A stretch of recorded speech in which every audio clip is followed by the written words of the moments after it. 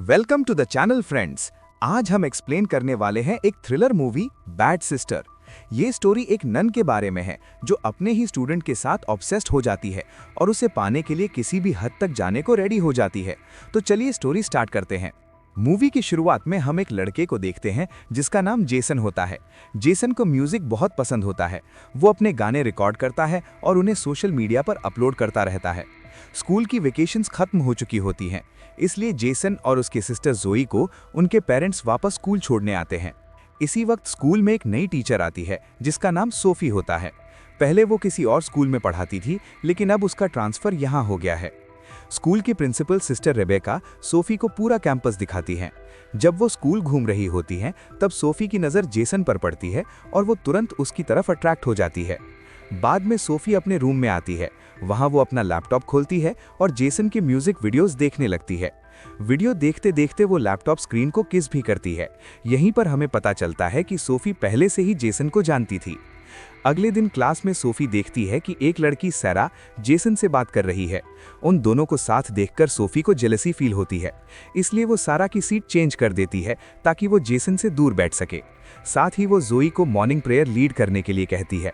Usually prayers nuns करवाती हैं, लेकिन सोफी को खुद प्रेयर नहीं आता होता, इसलिए प्रेयर के टाइम वो चुप रहती है।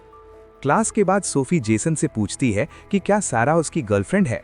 जेसन कहता है नहीं, वो सिर्फ उसकी अच्छी फ्रेंड है। ये सुनकर सोफी खुश हो जाती है, लेकिन अगले ही दिन वो जेसन और सारा को किस करते हुए देख लेती है। ये देखकर वो इतनी गुस्सा हो जाती है कि अपने हाथ में पकड़े क्रॉस को इतना जोर से दबा लेती है कि उसके हाथ से खून निकलने लगता है। यहाँ से क्लियर हो जाता है कि सोफी मेंटली स्टेबल नहीं है और जेसन को पाने के लिए कुछ भी कर सकती है। एक दिन क्लास के बाद सोफी जेसन से पूछती है कि उसने उससे झूठ क्यों बोला था कि सारा सिर्फ उसकी फ्रेंड है। जेसन के पास इसका कोई जवाब नहीं होता।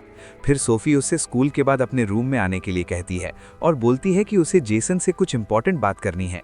जब जेसन उसके रूम में पहुंचता है तो डोर खुला होता है। अंदर सोफी कपड़े चेंज कर रही होती है। दरअसल उसने ये सब जानबूझकर किया होता है ताकि जेसन उसकी तरफ अट्रैक्ट हो जाए। जेसन कुछ देर तक उसे देखता है और बिना कुछ कहे वहां से चला जाता है। उस रात जेसन लगातार सोफी के बारे में सोचता रहता है और उसे इमेजिन करता है। यहाँ लगता है कि सोफी का प्लान काम कर गया।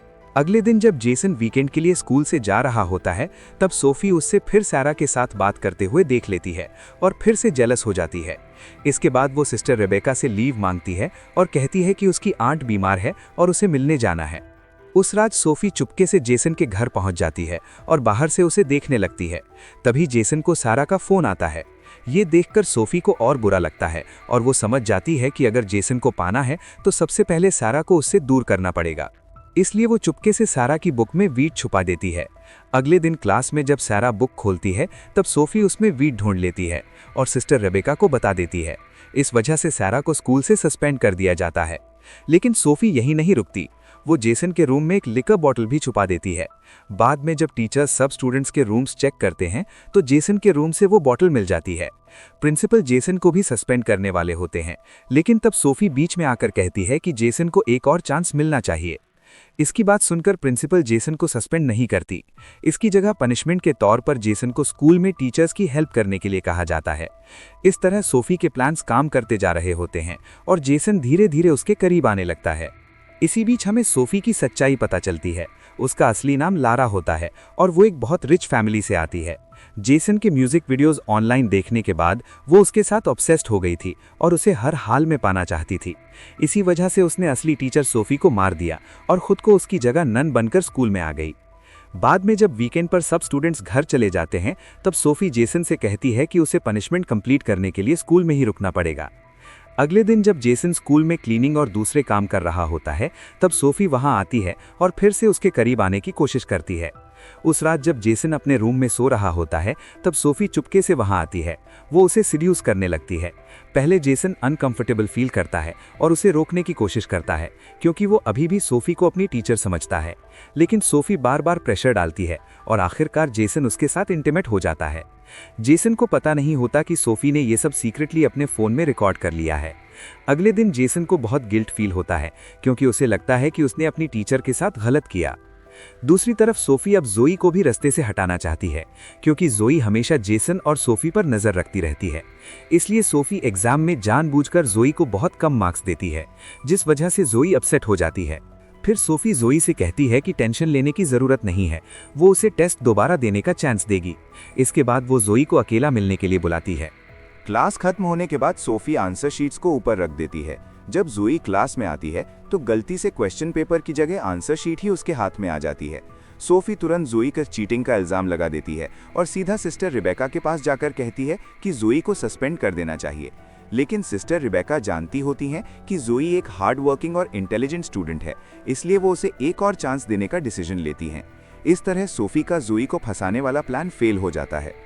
जब सोफी रूम से चली जाती है तब जोई सिस्टर रिबेका को बताती है कि सोफी की इंटेंशंस ठीक नहीं लग रही, लेकिन सिस्टर को लगता है कि जोई गुस्से में ऐसा कह रही है, इसलिए वो इस बात को ज़्यादा सीरियसली नहीं लेती। अगले दिन जेसन चर्च में कन्फेशन करने जाता है। तभी वहाँ सोफी भी आ जाती है और जेसन के साथ बहुत पर्सनल तरीके से क्लोज होने लगती है। उस वीकेंड एक दूसरे स्कूल का प्रीस्ट उनके स्कूल विजिट करने आता है। जैसे ही सोफी उसे देखती है वो तुरंत छुप जाती है, क्योंकि वो प्रीस्ट उसकी असली आइडेंटिटी जानता होता है। पकड़े जाने के डर से सोफी सिस्टर रिबेका से कहती है कि उसकी आंट बीमार है और उसे उनसे मिलने जाना है, और फिर वो स्कूल से चली जाती है। इसी बीच जेसन को सैरा का मैसेज आता है, जिसमें वो उसे अपने घर पार्टी के लिए इनवाइट करती है। पार्टी में सैरा जेसन को किस करने लगती है, लेकिन जेसन के दिमाग में सिर्फ सोफी चल रही होती है, इसलिए वो जल्दी ही वहां से निकल जाता है। बाहर एक पुलिस ऑफिसर उसे रोक लेता है, क्योंकि वो अंडर एज होते हुए ड्रिंक कर रहा होता है। तभी सोफी वहां आ जाती है और सिचुएशन को हैंडल करके जेसन को बचा लेती है। इसके बाद सोफी जेसन को अपने साथ ले जाती है। वहां वो जेसन के सामने अपने कपड़े उतारने लगती है और उसे सेड्यूस करने की कोशिश करती है। वो उसके साथ फिजिकल होना चाहती है, लेकिन जेसन उसे रोक देता है। जेसन कहता है कि वो उससे सच में प्यार नहीं करता और जो भी उनके बीच हुआ उसके लिए उसे बहुत शेम फील हो रही है। ये कहकर जेसन वहां से चला जाता है। जेसन के जाने के बाद सोफी गुस्से में पागल जैसी हो जाती है। अगले दिन सिस्टर रिबेका सैरा को वापस क्लास में ले आती हैं। सैरा को देखकर सोफी का मूड बिल्कुल खराब हो जाता है, और जब वो जेसन और सैरा को फिर साथ देख लेती है तो उसका गुस्सा और बढ़ जाता है। वो जेसन को वार्निंग देती है कि वो सैरा से दूर रहे, लेकिन जेसन उसकी बात नहीं मानता। उसी रात सोफी चुपके से सैरा के रूम में जाती है जब सैरा शावर ले रही होती है। वहां वो सैरा पर अटैक करती है और उसे मार देती है।